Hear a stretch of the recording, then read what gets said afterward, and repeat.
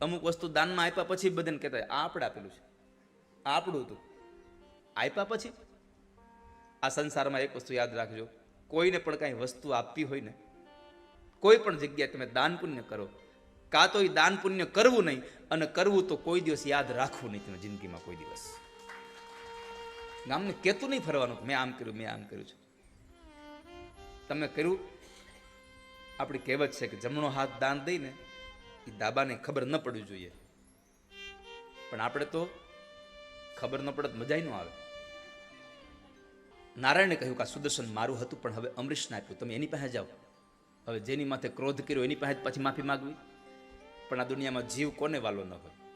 એટલે અમરીશ રાજા પાસે જઈને માફી માગે છે. અમરીશ રાજાએ કહ્યું બાપજી મારે પ્રણામ કરવાના હોય, તમારે થોડા પ્રણામ કરવાના હોય.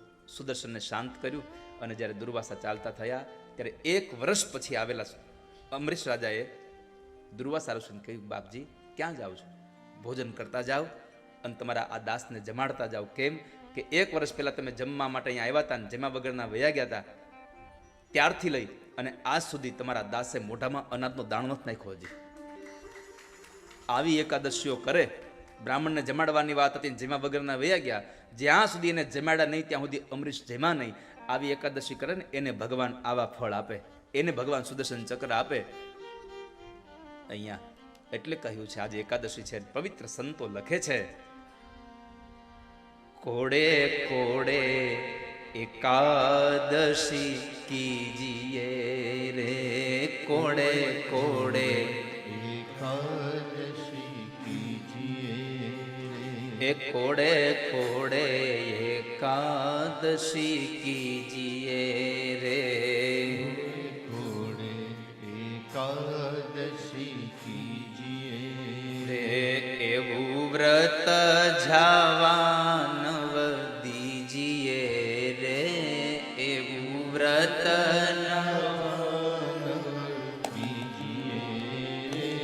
કોડે કોડે એકાદશી કીજીએ રે, કોડે એકાદશી કીજીએ એ વ્રત કરે તે ધન્ય માનવી રે, વ્રત કરે ધન્ય માનવી તે તો નાયો કોટિક વાર જાનવી રે, કોડે કોડે એકાદશી કીજીએ રે.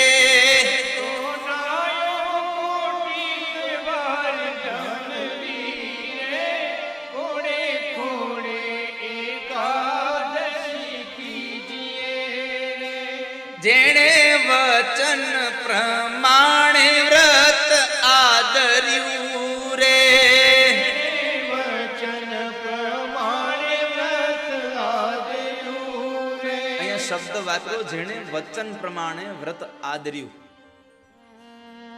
વચન પ્રમાણે વ્રત એટલે કેવું વ્રત? આ એકાદશી કેમ કરવાની હોય?